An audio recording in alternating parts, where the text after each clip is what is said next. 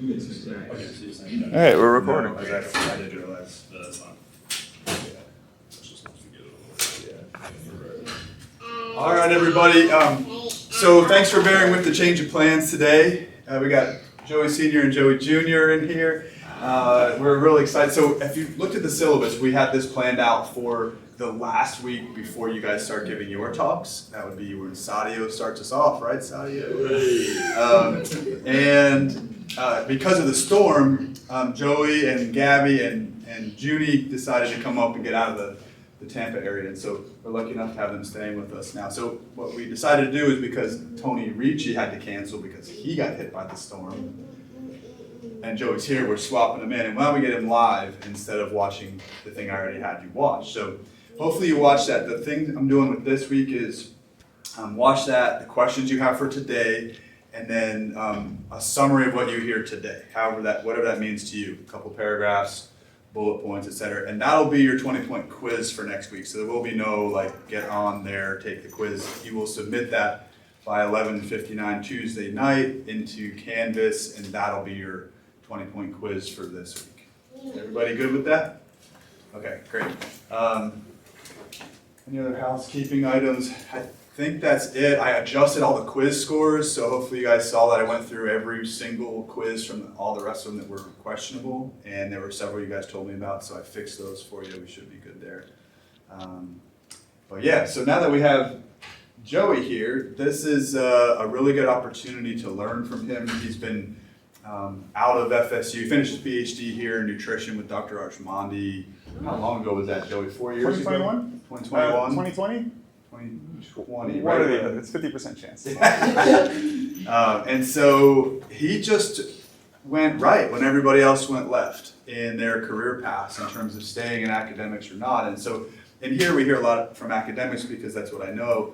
And I want you guys to hear from someone who's started a business, run a nutrition consulting, coaching business, exercise physiology business, and is highly successful with it. It's your chance to ask the questions you have, for why he's doing certain things, what programs he uses. You saw that in the video you watched. Why he's using them. Has any of them changed? How do you manage multiple people? And then now he's got a staff working for him as well. So let's ask Joey, maybe just reintroduce yourself about kind of where you are, what you're doing now, and then we'll go through questions. This is our little mic today, so if you have a question, I'll go to each of you for questions because everyone's going to ask something today. Mm-hmm. I'm going to hand you this to ask your question. So yeah, go ahead with start. Awesome, guys. Well, thank you all for being here today. I always find it funny when you introduce me, you're like, successful doing this and that, because I feel like I'm still just getting started, honestly. But Mike and I were talking about yesterday about having this talk in person. I think it would be more useful to do just like an open Q&A session to get to know you guys a little bit better. Master students, hands up. PhD students, hands up. How many of you guys want to stay in academics or go down like a traditional career path? A couple? How many don't? Okay, cool. I didn't, and that's where I'm at today. So I think we can start with just a little bit of background of how I got to where I'm at today and then do an open Q&A. It can be around the topics of the video that Mike shared with you guys yesterday or 2 days ago. And then we can just talk about any other general topics that you guys have questions about too. One of the things that I always had questions about when I was in graduate school was what opportunities are there outside of a traditional academic route? Because for a number of reasons, I didn't want to stay in a traditional academic route. During my master's degree, I worked as a personal trainer, and I've always really enjoyed working with people, helping people improve health and fitness, and I knew that's one of the things that I wanted to do afterwards as well. I've always been the type of person who doesn't necessarily have like a very concrete long-term plan, and it's funny because when people have asked me, like, did you know you wanted to do this? I had no clue. I've always kind of seen what opportunities I have at the moment and taken what I thought was the best opportunity and just worked hard and continued down that path. So when I started the master's degree, for me it was really not knowing what I was going to do with a bachelor's degree in nutrition. I was like, well, I like school. I have an opportunity to go to graduate school. And so I started graduate school. And I actually started in food science, not nutrition. I thought I wanted to start a food product, like a high protein snack, and develop that into a business. And that didn't work out for a number of reasons. I didn't know that the research that you would do in graduate school is your professor's research. I thought I could do my own thing. And so then I met Dr. Ormsbee, who was a professor of nutrition here. How many of you guys know Dr. Ormsbee? Okay, cool. Sweet. So I was taking his graduate level vitamins and minerals course. We got along really well. He invited me to do a PhD with him. And my naive answer at that moment was, I've already taken out $25,000 worth of loans for once a year of a master's degree. I can't keep doing that for 4 years. And he was like, well, you get paid, and you get a stipend, and your tuition is paid. And I was like, all right, let's do it. That was my deciding factor to do the PhD. And then that's where I met Mike. That's where I met Lauren. Lauren was our lab coordinator at the time. And then towards the end of my PhD, how many of you guys are familiar with Dr. Lane Norton? No? Okay, cool. A couple of you guys. He's well known in the fitness space. He has a very successful online coaching business, and he has a couple of other businesses as well. He's somebody who I've looked up to for a very long time. And I've always been someone, and this is a tip I give people when they ask me about like career advice, I've always been someone who likes to ask for opportunities, right? I think oftentimes people are shy to ask for opportunities. And one thing that I've learned from Mike and other people who have mentored me is that people who are further along in their career path than you are often really kind and willing to help. And if they see that you're passionate about what they're doing, they're often willing to help. So I reached out to Lane, asked if there were any opportunities to work with his team. I didn't know what online coaching was at all. I didn't know what social media was at all. I knew what social media was. I didn't know what creating content online was. So he invited myself and my wife down to Tampa to meet with him and his ex-wife, and we met with them, and they offered me a position to coach with their company. Started doing that, learned about online coaching, but really got to see what it's like to run an online business. So I worked with him and his team for about 3 years, and then a year and a half ago, or a year and about 3 months ago, I decided to leave that position and start my own business, and here I am today. As Mike mentioned, I've been doing the online coaching thing for about 4.5 years now. About a year and a half of my own, and about 3 months ago, I stepped away from taking clients myself, and now I have a couple of other coaches working under me, and just slowly growing, and everything's going well. So I will stop there, and then take any general questions that you guys have. Yeah? So how did you decide that it was the right time for you to like go out on your own and leave Lane Norton's company? Yeah, that's a good question. And there were a couple of key reasons. One, personality-wise, I have a hard time taking direction from others when I feel like maybe it's not the best direction. And I have very strong opinions on the way that I think things should be done. So I've always known, based off my personality, I want to be the person who's running the show, quote unquote, and being able to make those decisions. It was a hard decision because my wife's a stay-at-home mom. And so I saved up for a good amount of time, and we had a conversation, and she was like, if things go south, the worst thing is you have to get a job, which I can get a job. And she has her master's degree in occupational therapy. So we were just in a good position, and I took the leap. But I'm a big believer in preparing as well, right? It's not just like, hey, I want to quit this job. Have you prepared for that position? And so I was diligently working on growing my social media presence. I was working on building my business on the back end as well. So if you guys watch the presentation, I talk a lot about like software and stuff like that I use to run my business. I learned all of that stuff throughout the last year that I was working there. So I would work with my clients and then spend 2 or 3 hours every day just like building my website, building all these things, because I knew I was going to take that leap at a certain point. And when I did, I pretty much had everything built out already. And then we had saved up for about 6 months worth of expenses if anything happened. So we would be fine. Yeah. What we got? Right ahead. Yeah. Do I need the mic? Hi. First of all, it was such a nice surprise to have you come speak this week because I watched your lecture last night and it kind of spoke my language a little bit. Cool. I've been really interested in one-on-one coaching and what that looks like for quite some time now, in nutrition and exercise and stuff. So I was just curious, kind of, where do you start and how do you set yourself apart? Because I feel like the industry can be pretty oversaturated. Yeah. What do you recommend with that? Well, you guys all have a strong educational background, which I think helps a ton. Because the industry is saturated with a bunch of people who are uneducated, right? So having the educational background helps. In terms of where to get started, I do think it's very helpful to work for a company for a couple of years, just so you can see the in and outs of everything, right? Like, I would not have known what to do if I just tried doing it on my own. So One, I would recommend probably applying to companies that are reputable, like Lane's company is great. There's Stronger by Science. There's 4 or 5 that I would definitely recommend looking into if that's something you're interested in. And I'd be happy to talk to you afterwards and share those recommendations. And then I'm also a big believer of just learning by experience. You're going to make a lot of mistakes. And I think the sooner you make those mistakes, the faster you can start making progress, right? So we live in a world where your digital presence is important. If you've never tried creating educational content, I would highly recommend that, because I think one of the most powerful and valuable things nowadays is having a personal brand. I've had the opportunity, I was just talking to Mike about this. I've had the opportunity to connect with people that I have been looking up to for a decade now, simply because I make videos online, which is crazy to think about. And I just went to New York this last weekend to give a talk at this fitness expo that they do in New York. I got to meet a bunch of cool people, and people came up to me in person. They said they've been following me for some time, and to me that is so cool. And it just comes because I make videos out of my house, right? So I would recommend starting to make content because it is extremely valuable. It's the way you build your reputation, it's the way you build your brand, and it takes a long time to get good at, right? There's a lot of trial and error. Just like you wouldn't go from undergrad into a PhD, right?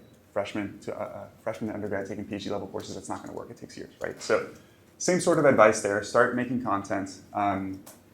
Definitely work with a reputable company for a couple of years. And there was a second part to your question that I missed. Just kind of setting yourself apart, I think, was the other part. Yeah, setting yourself up apart.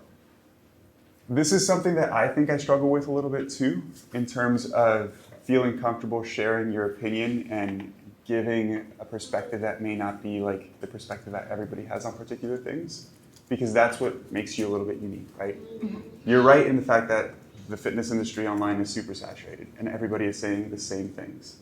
So when you start creating content and you build experience with it, you'll find things that work. You find things that work for you and your personality, and I would say to just lean into that. I think the most valuable thing to set yourself apart is to be analytical about the type of content that you're creating, right? So for myself, I make videos and I go back through all my videos, see what does well, try to analyze those and try to make more of that type of content. And then over time, slowly you kind of build your own sort of reputation. People follow me and they think I'm this myth-busting dude because I do a lot of that. But I never intended to do that. It kind of just worked out over time. Thank you. Yeah. Yeah, I had a question. So kind of looking at more in sciences, the push for collaboration, and then how that looks in business. I know I have a lot of friends when they started companies. A lot of them would reach out and get collaborators, per se, on the business side. If they had an idea, what are your thoughts on kind of seeking people with business skills and implementing it versus learning it yourself? Yeah. I might not be the best to answer this question because I feel like I'm still figuring out the answer to that question. But for me, so I was doing everything on my own for pretty much 2 years, because a year before I left, and the whole first year on my own. And it's overwhelming. It's hard to learn everything. But I do think that as a small business owner, you do have to spend the time to learn the skills yourself, because if you don't have the skills, you don't know what to look for in somebody with particular skills, right? You need a website. If you don't know what goes into building a website, how do you know the person you hired is going to be good at making a website, right? And I spent a lot of money hiring some people, and I was like, man, that person sucked. But it was a learning lesson, right? I learned what not to look for, essentially. So what I would recommend is, at first, you're going to spend a ton of time, and I say at first, I'm still in the beginning, very much at the beginning.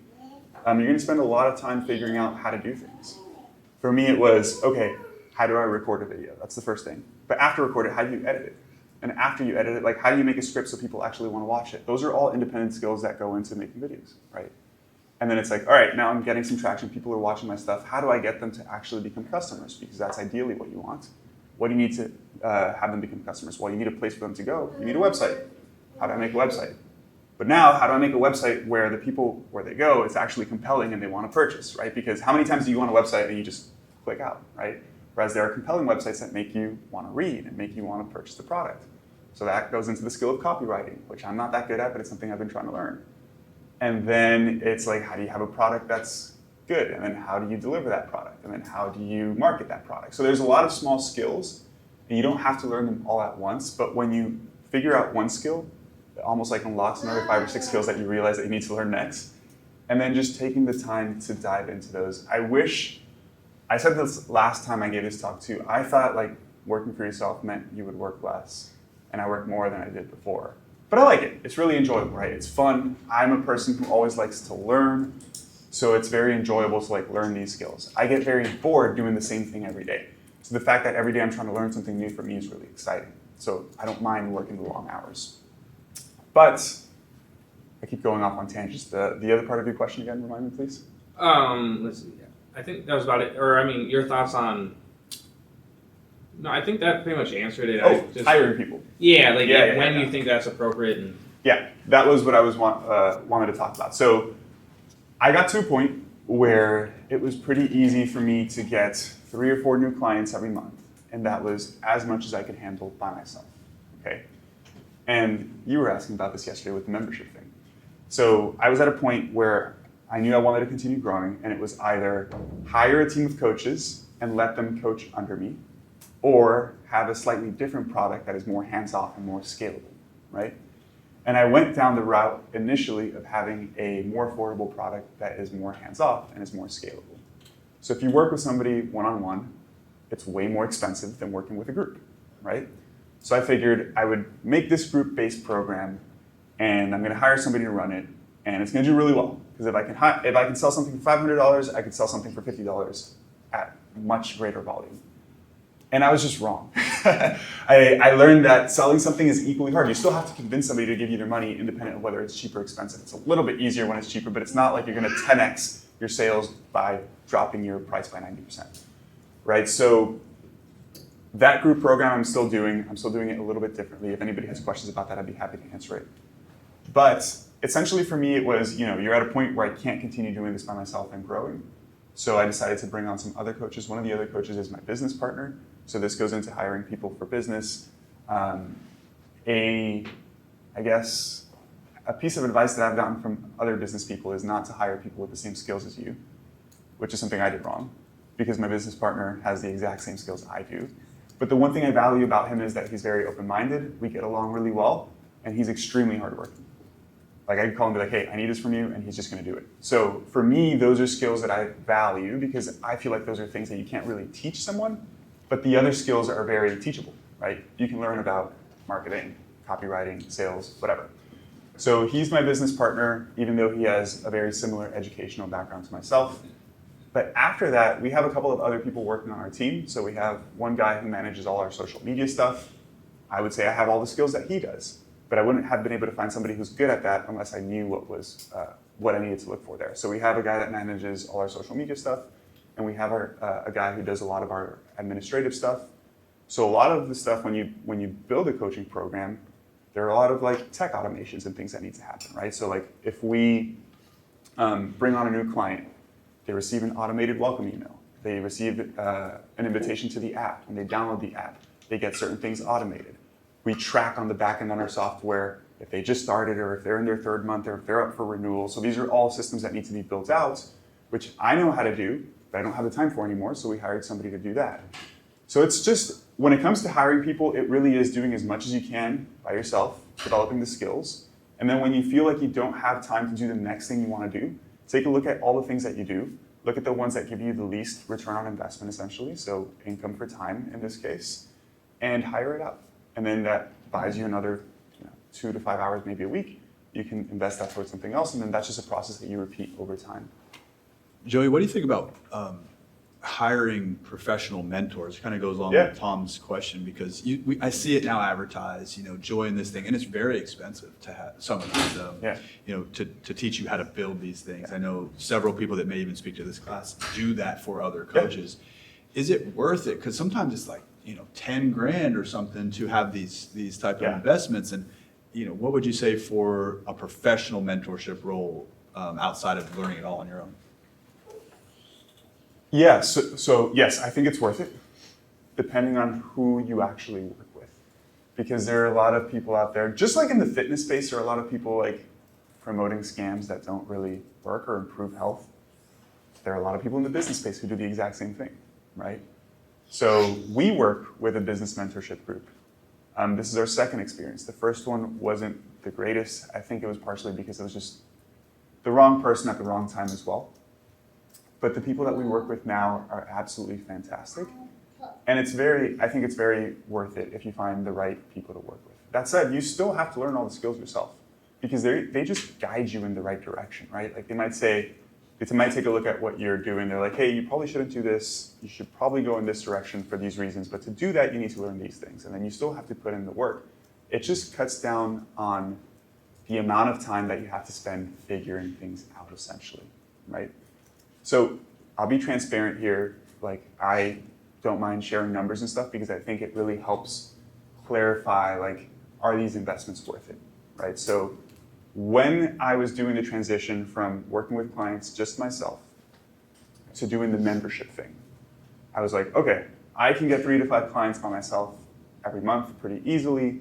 Was charging about $500 or $600 a month, and I wanted to scale from there, and I worked with about 30 clients full time. I was like, with the membership, we might be able to get a couple of hundred people.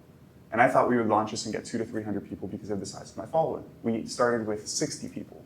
They were paying $40 a month. So do the math, that's about $2,400 between 2 people, and we had expenses to run that. It wasn't that profitable. I was like, all right, we're gonna see how this goes. We're gonna continue trying to grow it. And we were getting about 15 to 20 new people every month, but we had about 10 people leaving every month. So it wasn't really growing that fast. And I was getting pretty frustrated about 3 months in. And during that whole time, I had been following this like business mentorship group called Championship Development, who we work with now.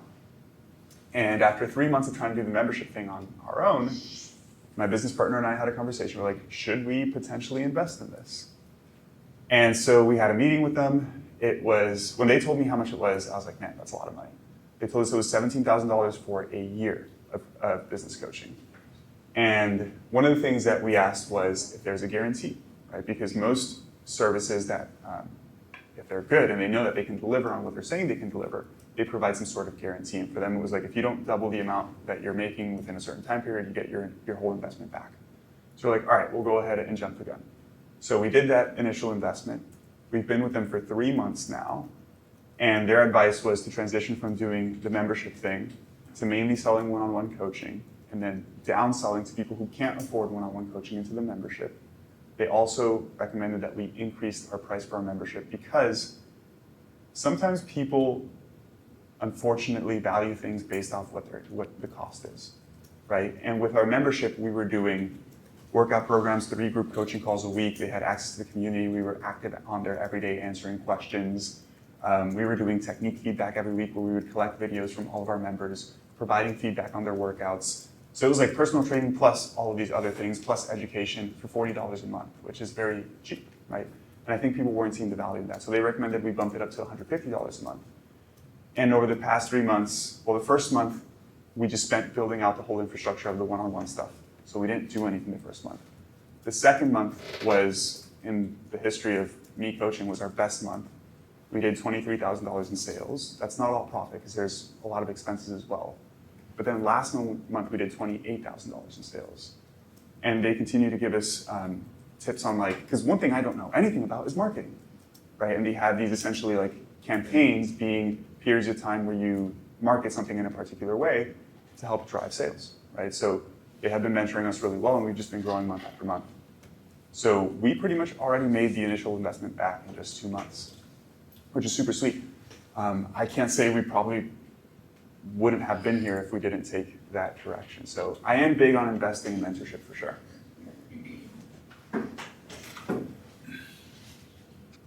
Just thinking about, so this all sounds like trying to find individuals. What would you change if you switched or added like a component of business to business, or maybe you're trying to get larger groups that have people that necessarily, you're not trying to get each person, you just want a company and say you bring them all in. Is there a benefit to that? I've seen some people, if they struggle with marketing or getting enough people, that they turn to that more business to business side. Yeah. I know a couple of people that do stuff like that. I have no idea how to do it. Because I do think it's an interesting avenue, and I do think long-term we might look into doing that, like partnering with big companies who care about investing in the health of their employees. Yeah, I have no idea how to go down that route. I think it's a very profitable route if you can figure out the partnerships. I just don't even know where to start, honestly. I have a good friend of mine who just started a deal like that with a big company. simply just doing education for the employees. And he told me they were going to pay him like $100,000 a year or something like that, and it's very little time investment. So like that's really cool, but I don't even know where to start. And I asked him like, how do you get into that? And he was like, man, it's complicated. We can talk about it, and we just haven't talked about it. One of our members in our membership group, she is an employee for a law firm, and the law firm is owned by her cousin-in-law. So maybe it's her cousin's wife owns a law firm, and they have over 500 employees. And this particular member has really been struggling with her weight, and she was diabetic and had high blood pressure, and she's been able to improve her health tremendously, and her family is seeing that.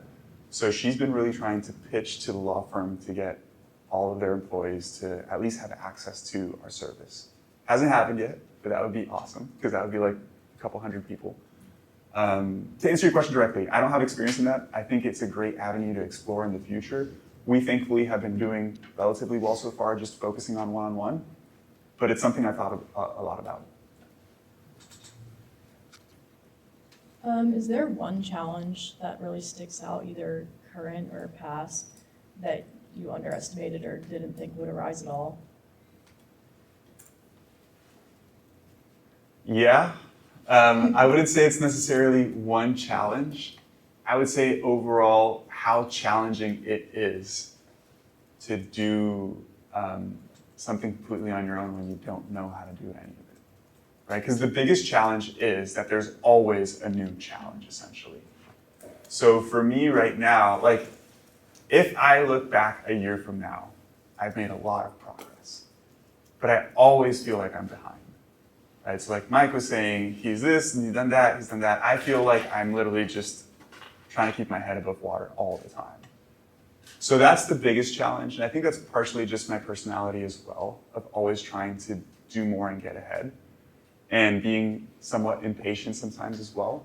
But the biggest challenge by far is knowing what to put your energy and time into to make progress, right? Because right now we're in a position where we're doing relatively well, we're doing all these different things.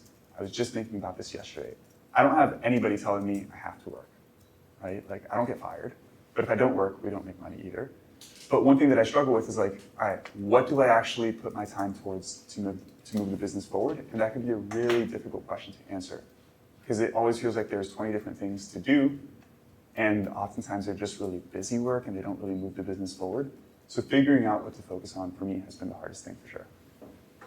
Another challenge, and this is more of like a short-term one, is like when I was doing everything on my own, it's very easy to keep things organized and know what I'm doing. But now that we have a team, like learning how to manage people and know exactly what's that person working on, what's that person working on, and having systems to be able to track all that stuff has been a new, very difficult challenge, because I have no clue how to do it.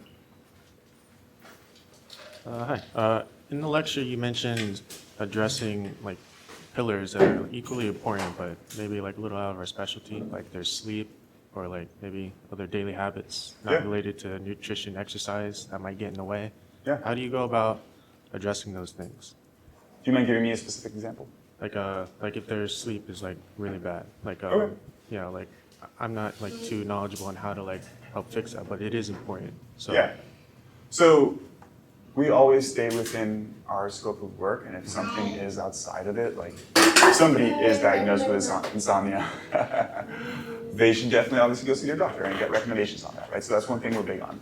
That said, there are obviously healthy behaviors that people can implement to improve sleep, right? So one big part of our coaching is habit-focused coaching, and we just recommend small habits that they track in the app, and then we see their compliance with the habits. And oftentimes, just having somebody know that they're being held accountable, knowing that they're tracking it in an app, that they can see, hey, I've been 80% compliant. That alone helps them be more compliant, right? So, for example, for sleep, we have things like having a regular sleep schedule, going to sleep on a particular time, waking up at the same time every day.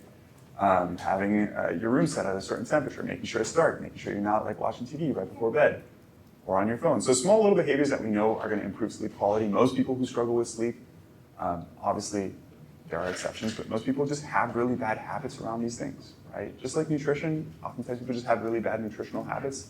Like if you make these small tweaks your overall dietary quality is going to improve. We do the same thing with some of the lifestyle-related things. But again, if somebody has like diagnosed insomnia, they know they have that issue. They're probably already working on it with their doctor. So we kind of stay out of that, but we still recommend the healthy sleep behaviors. Thank you. In your presentation, you talked about working with a targeted audience. How did you determine your niche audience? Yeah, great question. A combination of two things. One, what I enjoy doing, and two, the type of person that was attracted to what I'm doing, which is important. Because if you just do like what you want to do, and nobody's coming, you need to shift there a little bit, right? So when I first started working with Lane, it was very like fitness, bodybuilding focused type of thing. That was a lot of the clientele that would come to us. At that time, I enjoyed working with that type of person a little bit more, but over time, my interests have changed, and I've been trying to work with more just general population, improving health overall. Health as through fitness essentially, right? But it's not as like, we're not working on getting a six pack and getting ripped to get on stage or anything like that. And I've enjoyed that more simply because of like shifts in my personal life and what my priorities are now versus like even 5 or 6 years ago before we had a baby. So that's one aspect of it, right? Like I thought about like, how can I make the biggest impact? I actually want to help people feel good, feel better, not be confused by all the nutritional stuff they see online. So that's half of it, my interest. And then people that come to us, if I was just looking at data from who follows me, who applies for our program, it tends to be people between like 40 to 60 years old. We don't really work with a lot of younger people. We do have some younger people. We could help somebody get in that type of shape if they want to. That's not the general type of person that comes to us. We tend to work with slightly more women than men, even though it's a relatively even split. And we tend to work mainly with people who are just like a little bit overweight, have a little bit of experience with nutrition and exercise, but not really. So our program is very educational as well, because these people really benefit from the education piece, right? So it's a combination of what you enjoy doing, which will shift over time too. Who knows if 5 or 10 years down the road, my niche might be a little bit different. I was talking to Bernardo, who's my business partner, not too long ago, and he has a 3-year-old son, and I have a 2-year-old son. And one of the things that we were like joking about, because people tend to hire somebody who they relate to a ton as well, right? And one thing I struggle with is like, a 50 or 60-year-old person doesn't relate to me a ton besides just like the educational material that I share and having an emphasis on health rather than like fitness, right? We were like, man, what if we just like started a membership thing for like young dads? Like that would be fun and it would be super relatable, right? So I think it just comes down to what you enjoy, what your personality is like, and then really analyzing what type of person is attracted to the stuff that you're doing and trying to lean in that direction a little bit more if your focus is really growing a business. Hi. One brief thing. With Dr. Osmandi, did you work on the plum research? Yeah. Okay, I knew it. Yeah, I saw your name somewhere, and I'm like, dried plums? Okay. But I kind of... I have kind of like a two-part question. Yeah. Sorry if it's redundant. I listened to your video last night, but then I fell asleep listening to it, so I fell asleep listening to your voice last night. But I will say, I I can make you personalized recording if you like. yeah, that's what it's just your voice causing people to sleep. But Doesn't have to be weird, man. no, it's not weird. I made it weird. Yeah. But so like kind of a two-part question. Yeah. So when I got my master's degree, I worked as a registered dietitian. Okay. And the nutrition people came to me because they had to, or they were referred to by a doctor. People come to you because they want to. Yeah. It's a little bit of a difference. And then things that I struggled with when I did that was trying to Motivate them to actually stick to what they're doing? no, not that. I mean, but yes. But a big problem that I encountered was trying to get over the cultural barrier of foods that people eat in different cultures. And then I also struggled with staying, like once I left my master's, I had all this information in my head, and then I'm like, I don't need to keep up with anything anymore. So how do you stay up to date now that you've left your PhD and with everything, like with the science, like Sure. the education that you're giving? how do you stay up to date now that you've left your PhD and you're not in that academic environment anymore? Yeah. And then also, how do you navigate cultural barriers when people join your program who may not eat a typical American diet? Yeah. So first one, being completely transparent. I don't keep up with it as much as I would like to because it's time consuming, right? So what I do to keep up to the best of my ability is I like going on walks and I listen to podcasts. Right. And I listen to reputable podcasts that I enjoy. I join some email newsletters from some researchers that share data from newer research. And that's at the moment the extent to which I do stay on top of things, simply because all of my time for education at the moment is really going towards learning the business stuff. Right. Because answering her question earlier, like I try to look at what's going to move us forward and putting my time toward that. I've actually considered for maybe one of our, not our next hire, but in the near future, having like a chief science officer type of person who develops ongoing educational content for our clients based off new research. Because I do value that a ton. I just don't have the time to put into it at the moment. The second part to that is that a lot of the stuff that we work on isn't really going to change a ton, right? Like you might argue whether like 0.8 versus a gram of protein, what's more optimal, but at the end of the day, people need to eat a little bit more protein, right? So the habit-based stuff, the things we're recommending are well solidified. They're not changing a ton. If people have specific questions about a particular topic, we'll take some time, do some research, provide them with a more accurate answer there. But the stuff that we're working on isn't really stuff that's going to change a ton, right? Like general health, learn how to train with good technique, train regularly, do compound movements, nutrition, eat protein, eat whole foods, right? Minimize ultra-processed foods, things like that, like not going to change a ton. So I would say that our program isn't influenced much by like cutting-edge research in our space at all. So you would say that maintaining that personalized aspect and being able to have the time to answer personalized questions is a better business model than kind of like mass marketing a cookie cutter type of like a just this is my like I know you referenced this earlier, but like how valuable do you see that as being able to have more of that personalized one-on-one aspect? I think it's different, man. It depends on what you want. I don't think the mass market type of product is bad or wrong. We just couldn't figure it out the way that we were doing it, right? And we did it for 3 months, and I'm sure if we put 5 years into it, we would figure it out. We just didn't have 5 years to put into it because we're like, I need to feed my family, you need to feed your family, we need to figure this out now, right? And so we're still trying to actually focus on the membership thing that is more mass market, even though it's not like you're buying an app for $10 and following workouts, right? Renaissance periodization does that really well. Are you familiar with RP? RP Strength? I'm not. Are you, yeah? Are you familiar with Dr. Mike Israel? No? Okay. Probably biggest fitness YouTube channel, over 2 million followers. He's like the go-to guy in the fitness space for hypertrophy information. And he has an app, which is the RP Hypertrophy app, and it uses AI to tailor your workouts depending on how you're progressing. They have like hundreds of thousands of active subscribers in the app. They charge like $20 a month, just do the math. They're making really good money off that. Yeah. There's apps like Macro Factor for nutrition, which is just calorie tracking, right? That's Jeff Nippert and the Stronger by Science guys. I love Jeff Nippert. Yeah, I think they have like 600,000 active users. They charge $25 a month. Yeah. You know, maybe it's like 20-30% profit margin, but even then, like that's massive, right? It's split between probably 5 or 6 people. Lane has Carbon, which is really successful as well. And those, I would say, are mass market products. It just, any business model requires a completely different set of skills. And they are transferable, right? Like for example, I study nutrition. I have the basic skills of how to read and interpret research, but I don't have the expertise in the exercise physiology space because I haven't put those skills to work in that space specifically. So you build the general business skills, but like a different business model, a different product is gonna require a lot of time to learn the specifics about that niche, right? That's why one of the pieces of advice that I've learned from people who are more successful in business than I am is like, if you're gonna go into business, do it in a market that you're familiar with. Do it somewhere that you've had experience, right? I've been coaching, I know how that business works, so I'm gonna do a coaching business.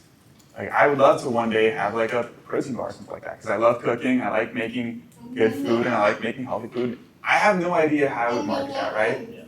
Like supplements is something that I thought was cool. Like you have to figure out a manufacturer. The way you market it is completely different because you're marketing for volume versus like a service. One thing we made a mistake on was that, I don't know if it's necessarily a mistake, but the membership thing that we were doing is still a service. right? It's not a product because it's still a coaching service. It's just a group coaching service.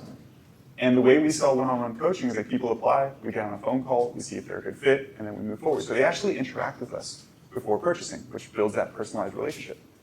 The membership thing, since it was $40 a month, we're like, man, we can't be getting on the phone with 50 people a week. You just don't have the bandwidth. So we were just selling it on the website. Like people just go to a website, read whatever we wrote, and buy it. And it just wasn't hitting.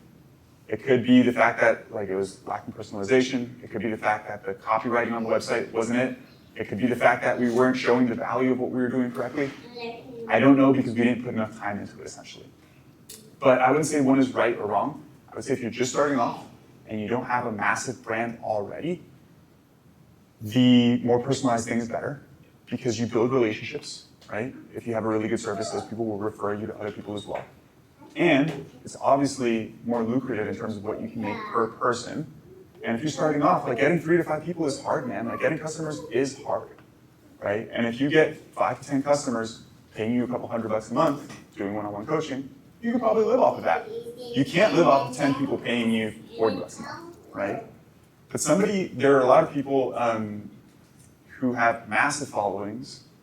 For example, like, do you guys know who Jillian Michaels is? Yeah. So she's somebody who I've met recently, and she just launched a fitness app. She has millions of followers, and she's built her brand over the past 10 years. She's not doing any of it, it's just her face on it. And there's another company like building the whole thing and running it. They're selling it for like $20 a month. I'm sure she's gonna make another $1 million or $2 million a year just off doing that. And that's why I was saying earlier that the personal brand is so valuable, because it's something that, it's like compound interest, right? You invest in the stock market, over time you make more money, that money makes you money. It's the same with building a personal brand.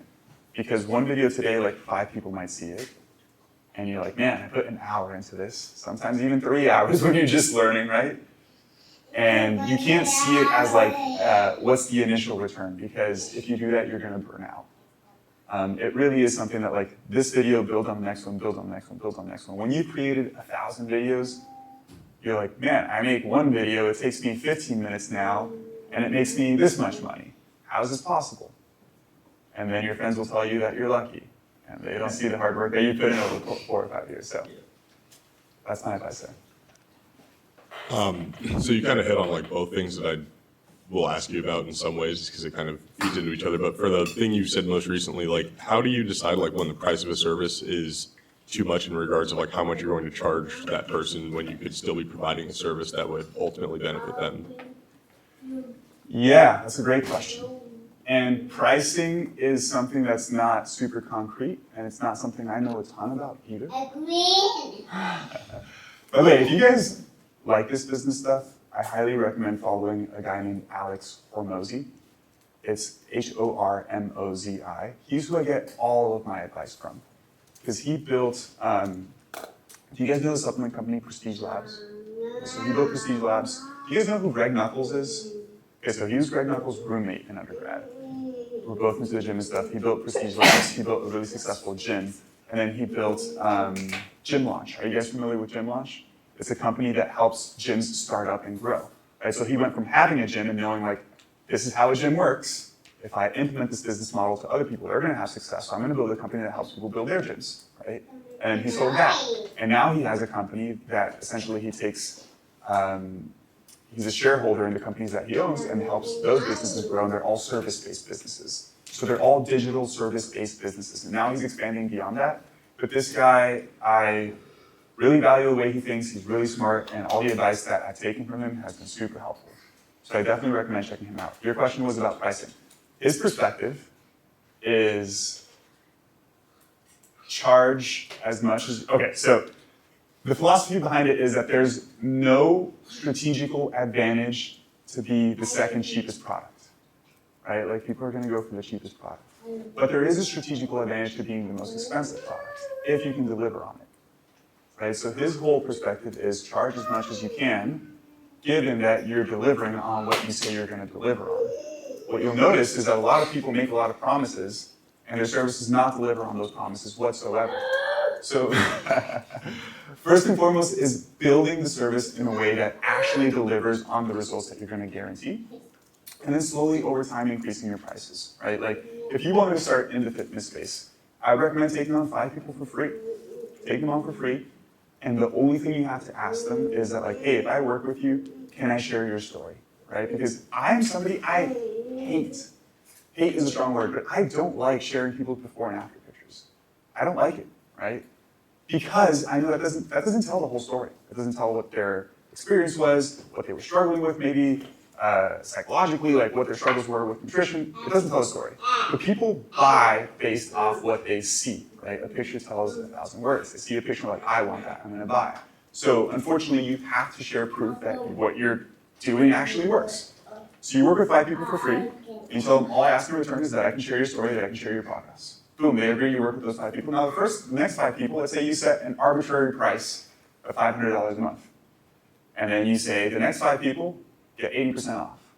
They pay what, $100. And then the next 5 people get 60% off. And then you get all the way to you're at $500. And then if you see that at $500, you can bring in people and you are full at capacity, and you can bump it up. You could either bump it up or you could hire somebody and make it cut off of that, right?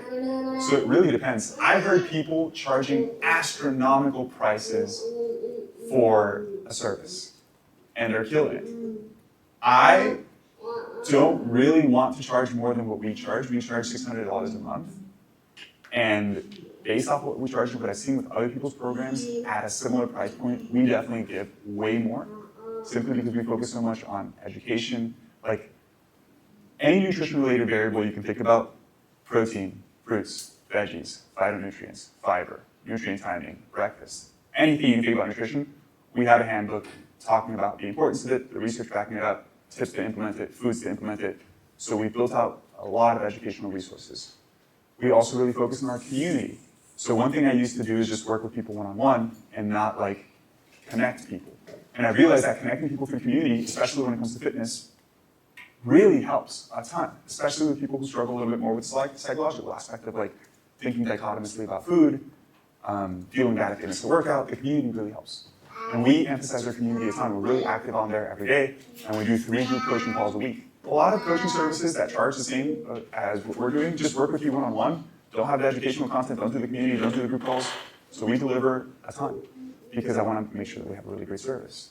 And at the price point that we're charging, we're making decent money in terms of profits, and I want to keep it there.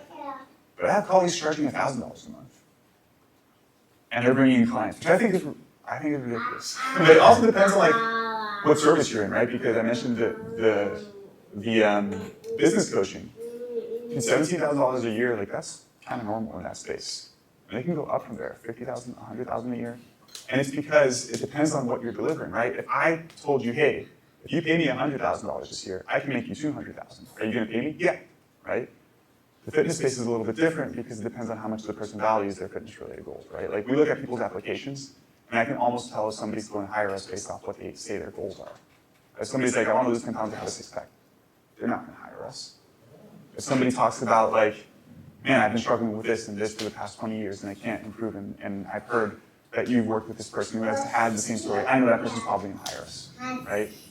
So I know I went in a couple of different directions, but that hopefully answers your question about pricing. Right, and so the second part of that, because you talk about education a lot, like how do you navigate those difficult conversations when you have somebody who has prior knowledge, but it might not be the most correct, and they come to you, and again, like that conversation might not be friendly, for lack of better words, as far as like, there's gonna be those people that are hostile about their philosophy on how food works. So how do you navigate those conversations when they come up? Yeah, so when we onboard someone, we have them sign an agreement of what the coaching relationship is like. And one of the aspects of the agreement is to be open-minded and understand that some of the things that you might be doing are a little bit different than the things that you have been doing. So that sets the tone for the coaching relationship. And we don't necessarily even tell our clients like, hey, it has to be this way, you have to do this. Right? So if they have particular preferences or they want to do intermittent fasting or keto, for the most part, we tend to support it. Because our idea is like, there's a difference between optimal and just like what's good enough to help you make progress. Right? And although I would never say that a ketogenic diet is optimal for health, I acknowledge that for some people it helps them improve their health, right? So we tend to work within the client's wants and needs, but we focus on educating them. So like if they're on a ketogenic diet, I might say like, hey, if you enjoy this and this fits your lifestyle and you want to stick with it, that's fine. We're just still gonna work on key nutritional behaviors that are gonna improve your health within the context of the diet you're trying to follow. However, here's some research that indicates that you might wanna do something a little bit differently. And if you're not enjoying this diet, then it probably makes sense to switch it up, right? Because one thing we're big on is like making sure you're actually enjoying the things that you're doing so it's sustainable long term. Was it you that asked about cultural differences? It was you that asked about cultural differences. I think this goes into this question. So we actually don't tell our clients what to eat. We kind of teach them how to eat. So like this question comes up often and somebody's like, I'm vegan, can we join your program? It's like, yeah, we're not gonna tell you to eat meat. We're gonna tell you to eat protein, and we're gonna educate you on how to get sufficient protein following a vegan diet. So when I mentioned that we're very habit focused, that applies to all the nutrition stuff. It's very habit focused, and the truth is that you can follow key nutritional behaviors with many different diets, right? And we have sample meal plans and sample recipes. But when it comes to cultural differences, a big part of our coaching too is just like visual feedback. So our clients will track their habits, they'll track their calories if they want to, and we also ask them to do like a 3-day food recall that's image-based. So in the app, they can just snap a picture, and then we see it, and let's say they're working on a protein goal, and like the protein they eat is something maybe you've never seen before because of cultural differences, but you can tell that that's just not sufficient protein, right? So you can get visual feedback that way as well. So that's how we work around cultural differences. This might be a tough question to answer, but when I think of Questions, man. when I think of like a personalized training nutrition service like what you do, I think one of the hardest things that come to mind is retention. And especially when you give so much education, what stops people from being in your program, paying the month for like 3 to 4 months, learning what they need to know, and being like, I don't need you anymore. Yeah. They made their transformation. I have all the education now. Thanks. Bye. Like, what do you do to keep people in your program, in paying month to month, Yeah. retained? A big part of it is the personal relationship. I've had clients, okay, the personal relationship and accountability. Oftentimes, people that come already know what to do. Like, dude, they might not know the specifics of nutrition, but they know what a healthy diet is. They know they need to exercise. They might not know how to squat with perfect technique, and those are the things that you educate them on, but they know they need to exercise, and they're not. Right? So the accountability is a big part of it. The community is a big part of it. I've had clients with me that I literally tell them, I'm like, I don't know why you're paying me. Because they've been with me for over 2 years, and they're like, oh, I just like checking in with you every week, and I, like, you know, we have a friendship, and I'm like, I can afford it. So I'm like, all right, you can afford it, it's good, like, I'm cool working with you for 2-3 years if you want to, you know? So that's one aspect of it. Our goal is to set our clients up for success after they're done with us. So somebody's like, man, I feel great, and I don't feel like I need coaching anymore. Great. We're not gonna feel bad about that. But that's the reason why we built the membership group coaching thing as well. Because our idea is that after they finish the one-on-one coaching, if they still want that support but can't afford that amount of an investment, we want to transition them into the group coaching. Because the group coaching, they still get support with their workouts. They get a structured workout program that's relatively tailored to them. They get access to the app where they can track everything, the community, the group calls. And that's way more affordable. We're going to see how that works in the next coming months because we just transitioned towards this 2 months ago. And we do 3-month contracts or 6-month contracts for one-on-ones. So the first batch of clients are kind of coming to an end now. And we'll see how many of them actually retain and go into the group coaching service. All right, we've got time for one last question. Joey has a call that starts at 11, so we'll take one more question. We can leave you at 50. Okay. I'll just text them and tell them like I'll be a couple minutes late. 8 minutes. One, you said you like listening to the podcast. Do you have like a recommendation? What's your current favorite? Yeah. Okay, so like fitness and health related? Sure, yeah. Okay. Nutrition too. I love Revive Stronger, even though that one's not like super sciencey. But the guy's just a really great interviewer. And he interviews, it'll be like a sciencey episode, and then it'll be an episode like this where it's just somebody who has had a certain amount of success in the fitness business. So I really like that one. I like more education-based, I'm blanking on the name right now. It's Eric Helm's podcast. Do you know the name of his podcast? Yes. I can get it. It's not, Stronger by Science is a great one as well. It's not like as entertaining if you like entertaining stuff. Man, I can't remember it. It's just put Eric Helm's podcast. Iron Culture is one of them. And he has another one that's more coaching specific. It's the name of his coaching business. Now I'm blanking on it, but if you just Google Eric Helms, he'll show up. And I listen to more business-related stuff now too, and it's mainly Alex Hormozy. He puts out a podcast like every other day, so I'll just listen to those. And I also like listening to a lot of audiobooks too. I was also gonna ask, so you said that you use like, food or food blogs and stuff. What's your opinion? Have you ever had clients who wanted to continuously track their calories? Yeah. What's your opinion on long-term calorie counting? Yeah, I think it depends on the person. Like, okay, my general perspective on this is, it's not something you have to do for the rest of your life. Obviously, I don't track my calories. I did spend a long time tracking calories when I was an undergrad. I think it's a very, very useful learning tool. I think as people who are educated in the nutrition space, we often forget how little people actually know when it comes to nutrition. Like, people really don't know anything. And I think just diligently tracking calories for 2 or 3 months can be a very useful learning tool. Unless for some particular reason for somebody it's causing like massive psychological distress, right? In that instance, like, hey, don't track. But if somebody's just like, I don't like tracking, I'm like, and just please do it for 3 months because it's going to be very valuable. Like, how else do you learn about calorie density of foods, or knowing how, like, this plate looks like it's an appropriate amount of food or not, right? So I think it's great from a learning perspective. I also think it fits some people's personalities really well. I have clients that track to a T every day for years, and I literally told them like, hey, you don't need to do that. And they're like, no, I want to. I'm like, all right, you know. So that's my perspective on that. And then when we actually onboard a new client, the first 8 to 12 weeks we work with them, we don't require them to track.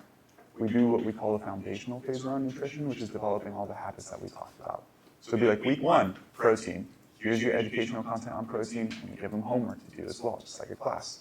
Like, you read through the document, now tell us what foods you're going to include in your diet and what quantities to get your protein requirements, so that they're putting in the work as well, right? And they'll do that with a different habit every week over 8 to 12 weeks, and then we introduce the calorie tracking if it fits for that person. Yeah. Hi, probably this is a stupid question, but like, how do you keep yourself motivated? Because you're your own teacher here. So Yeah. like, how is it that you keep going? And then there are many downfalls. There could be like many exhausting times as well. Yeah. And then you're like, I mean, Yeah, that's a good question. I wasn't motivated to work yesterday. I didn't work as much as I wanted to yesterday. I tend to feel really guilty when I don't do things that I say I'm going to do. So the feeling of guilt kind of drives me as well. So a couple of factors. I actually really enjoy the business stuff. Like, I like learning. If I, and maybe it's to a fault, you can ask my wife about this. Like, if I'm just at home hanging out, just like work stuff is on my mind all the time, which is good and bad, right? So that's an aspect of it. Like, I actually really enjoy this stuff. So I don't mind waking up, drinking some coffee, going to work, right? 2 is, just like with health and fitness, like, there are times where I feel more motivated and there are times where I feel less motivated. I don't put a ton of pressure on myself. Like, when I feel super motivated, I might work 10 hours straight and just get a ton done.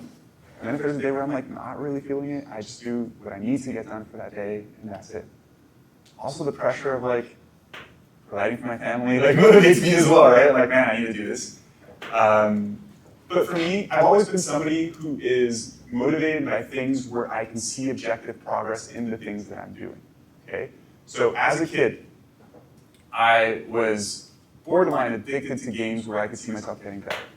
Right? Like, and music too, I played the guitar and the saxophone, like I would practice simply just to be better and go to school and be like, I'm better than you at this.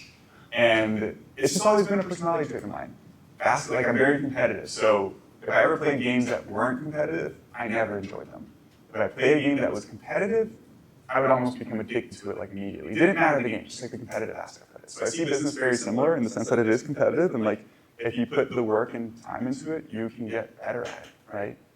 One thing that doesn't motivate me at all is just doing the same thing and not seeing a return on the investment there or being able to get better. So to be clear, like when I, not to be clear, but to give you guys a little bit more clarity on this, when I was working for Lane's company, I was making more money there than like the first 8 months I was working for myself.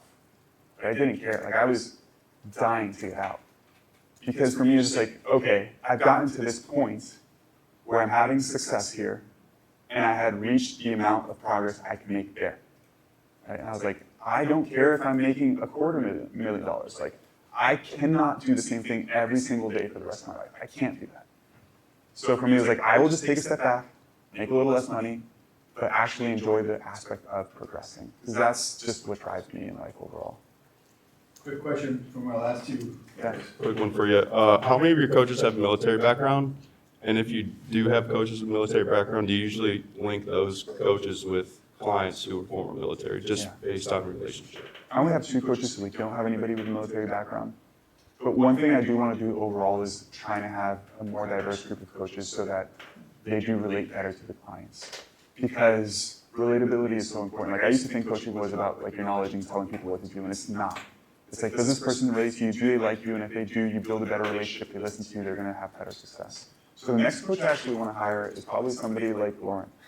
Because we get a lot of like women between 40 to 60 who, I didn't say your age, somebody like you, Lauren.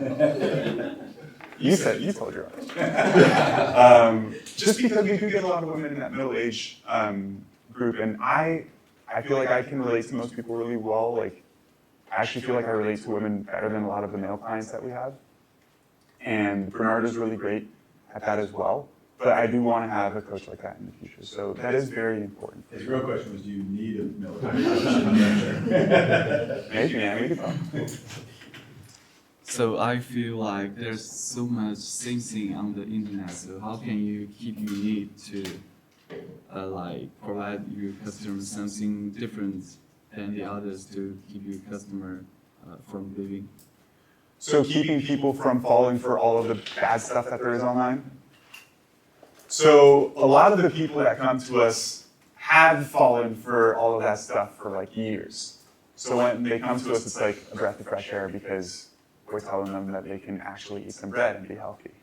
So that's an aspect of it. Also in terms of like, because I think you asked about how do I help attract people towards what we do. A lot of the videos that I make, if you haven't seen them, are sharing a video that is complete BS and then using science to break down why it's BS. Right? So like videos that I do often are people talking about any random carb source. So like, this spikes your insulin and it makes you fat. I'm like, no, it doesn't do that because of blah, blah, blah, blah, blah. Right? So I do a lot of this debunking content to get people to understand why a lot of these things are just incorrect. And we actually attract a lot of people because of that. All right, let's give Joey a big round of applause. Thanks so much. Again, just housekeeping. All these notes and things are due Tuesday by 11:59. That'll serve as your quiz for next time. Come Tuesday, we'll get back into the next topic. Thanks, everybody. Thank you all. Thank you. I rushed some of the cell thing right now.